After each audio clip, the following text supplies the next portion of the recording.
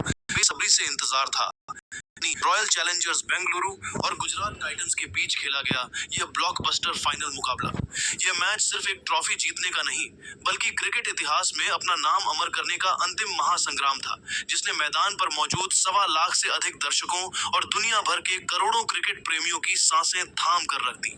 जब दोनों टीमों के कप्तान मैदान के बीचों बीच टॉस के लिए आए, तो स्टेडियम का शोर 7वें आसमान को चीर रहा था। रॉयल चैलेंजर्स बेंगलुरु के कप्तान रजत पाटीदार ने टॉस जीता और अहमदाबाद की इस पिच पर रात की परिस्थितियों और ओस के प्रभाव को ध्यान में रखते हुए पहले गेंदबाजी करने का एक बेहद साहसी और रणनीतिक फैसला किया और गुजरात टाइटंस को पहले बल्लेबाजी के लिए आमंत्रित किया। गुजरात टाइटंस द्वारा निर्मित रणनीतियों के साथ जब उनके सलामी बल्लेबाज मैदान पर उतरे, तो उनके इरादे भी पूरी तरह साफ थे कि वे इस खिताबी मुकाबले में बेंगलुरु के गेंदबाजों को किसी भी कीमत पर हावी होने का मौका नहीं देंगे। गुजरात टाइटंस की ओर से पारी का आगाज करने युवा सनसनीसाई सुदर्शन और उनके साथ कप्तान शुभमन गिल की सलामी जोड़ी मैदान के बीचों बीच उतरी।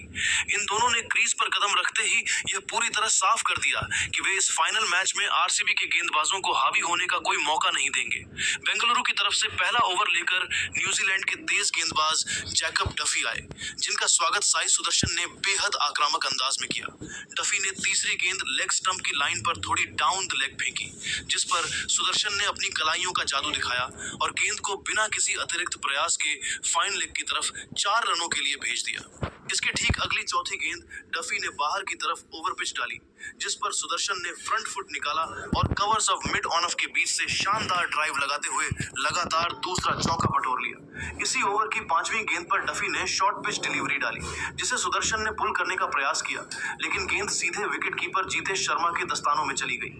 मैदानी अंपायर नितिन मेनन ने बेंगलुरु की मजबूत अपील पर तुरंत सुदर्शन को कॉट बिहाइंड आउट दे दिया, लेकिन सुदर्शन ने बिना समय गंवाए रिव्यू लिया, जहां अल्ट्रा एज में साफ दिखा कि गेंद का बल्ले या ग्लव्स से कोई संपर्क नहीं हुआ था और अंपायर को अपना फैसला बदलना पड़ा। दूसरे ओवर में स्विंग के उस्ताद भुवनेश्वर कुमार आक्रमण पर आए, जिनकी तीसरी गेंद पर कप्तान शुभमन गिल ने थोड़ा सा आगे बढ़कर कवर्स की दिशा में एक आलीशान पंच ड्राइव शॉट खेला और शानदार चौके के साथ अपना खाता खोला। तीसरे ओवर में जब जोश हेजलवुड गेंदबाजी के लिए आए, तो शुभमन गिल ने उनकी पहली ही गेंद को मिड विकेट के ऊपर से पुल करते हुए एक कड़क चौका जड़ा,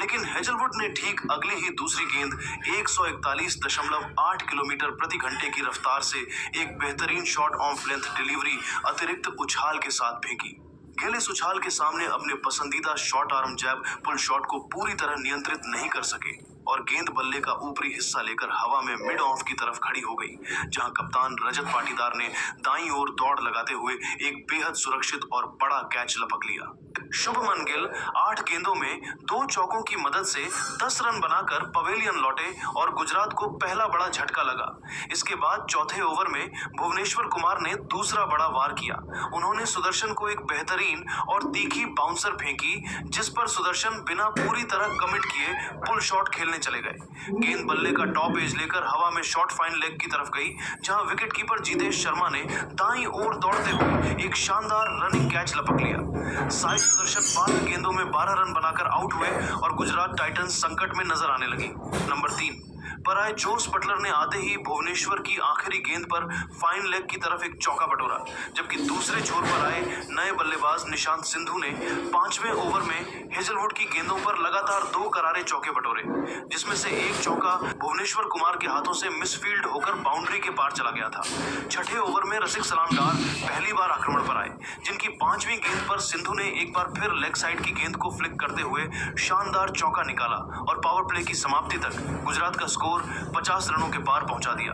लेकिन खेल के 9वें ओवर में रसिक सलाम डार ने शानदार वापसी की। उन्होंने देखा कि निशांत सिंधु पिच पर आगे बढ़ रहे हैं, तो रसिक ने बड़ी चालाकी से एक सटीक शॉर्ट पिच बाउंसर फेंकी। सिंधु इस गति और उछाल के सामने पूरी तरह विवश दिखे और फ्लैट बैट से सीधा लॉन्ग ऑन पर खड़े फील्डर देवदत्त पडिक्कल के हाथों में एक आसान सा कैच थमा बैठे। निशांत सिंधु 18 गेंदों में 3 चौकों की मदद से 20 रन बनाकर पवेलियन लौटे। सिंधु के आउट होने के बाद वॉशिंगटन सुंदर नंबर 5 पर बल्लेबाजी के लिए आए। 11वें ओवर में जैकब डफी की आखिरी शॉर्ट गेंद पर सुंदर ने पुल शॉट खेला, जहां डीप फाइन लेग पर फील्डर ने डाइव लगाकर कैच लपकने का प्रयास किया, लेकिन रिप्ले में साफ देखा गया कि गेंद फील्डर की उंगलियों के बीच से घास को छू चुकी थी, जिसके चलते सुंदर को एक बड़ा जीवनदान मिला। मुकाबला तब एक बार फिर रॉयल चैलेंजर्स बेंगलुरु के पक्ष में पूरी तरह झुक गया जब 13वें ओवर में कप्तान ने अनुभवी स्पिनर कृणाल पंड्या को गेंदबाजी आक्रमण पर लगाया। कृणाल ने अपने ओवर की पहली ही गेंद पर वह सबसे बड़ा विकेट चटकाया जिसकी बेंगलुरु को सख्त जरूरत थी। बटलर पिछले काफी ओवरों से क्रीज पर सेट हो चुके थे और आगे बढ़कर बड़ा शॉट खेलना चाहते थे। कृणाल ने उनके इरादों को पहले ही भांप लिया और अपनी आंखों को बल्लेबाज पर लॉक रखते हुए ऑफ स्टंप के काफी बाहर एक तेज और सटीक वाइड यॉर्कर फेंक दी। बटलर इस गति और टर्न से पूरी तरह चकमा खा गए और क्रीज से काफी बाहर निकल आए जहां विकेटकीपर जीतेश शर्मा ने बिना कोई गलती किए चीते की फुर्ती से गिल्लियां बिखेर दी। जॉस बटलर 23 गेंदों में एक चौके की मदद से 19 रन बनाकर स्टंप आउट हो गए। बटलर के आउट होने के बाद अरशद खान क्रीज पर आए और उन्होंने आते ही इसी ओवर की चौथी गेंद पर कृणाल पंड्या की फुल डिलीवरी को मिड विकेट के ऊपर से लॉफ्ट करते हुए आईपीएल 2026 के फाइनल का पहला ऐतिहासिक और गगनचुंबी छक्का जड़कर आरसीबी के खेमे में थोड़ी चिंता बढ़ा दी।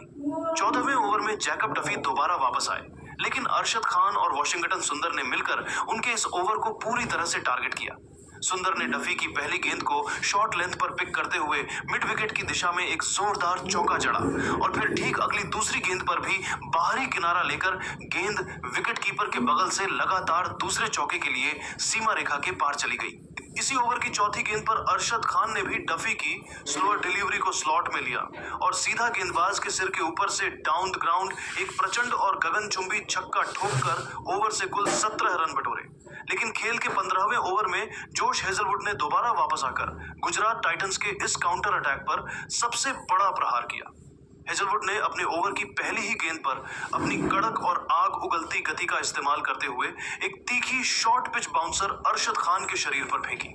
जिस पर रूम बनाने के प्रयास में अरशद पूरी तरह क्रैम्प हो गए और पुल करने के चक्कर में गेंद बल्ले का टॉप एज लेकर शॉर्ट फाइन लेग की तरफ हवा में लहरा गई जहां फील्डर रसिक सलामडार ने बिना कोई गलती किए एक बेहद सुरक्षित और आसान कैच लपक लिया। अरशद खान 6 गेंदों में 2 शानदार छक्कों की बदौलत 15 रनों की एक छोटी लेकिन आतिशी कैमियो पारी खेलकर पवेलियन लौटे। उनके आउट होने के बाद फिनिशर राहुल तेवतिया मैदान पर सुंदर का साथ देने क्रीज पर उतरे। इस भयंकर आतिशी बल्लेबाजी और लगातार गिरते विकेटों के उतार चढ़ाव के बीच 15 ओवरों के खेल की समाप्ति के बाद गुजरात टाइटंस की टीम का स्कोर 5 विकेट के नुकसान पर 105 रनों के एक बेहद संघर्षपूर्ण और नाजुक स्कोर पर पहुंच चुका था।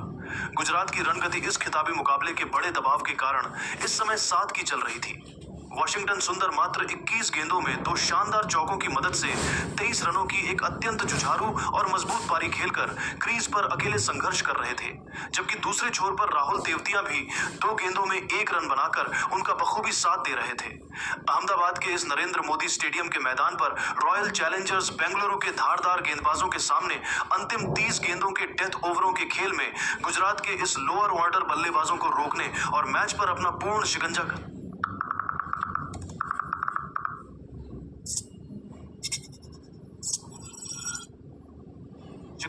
15 ओवरों के खेल की समाप्ति पर गुजरात टाइटंस का स्कोर 5 विकेट के नुकसान पर 105 रन था और मैदान पर चारों तरफ आरसीबी के प्रशंसकों का शोर गूंज रहा था।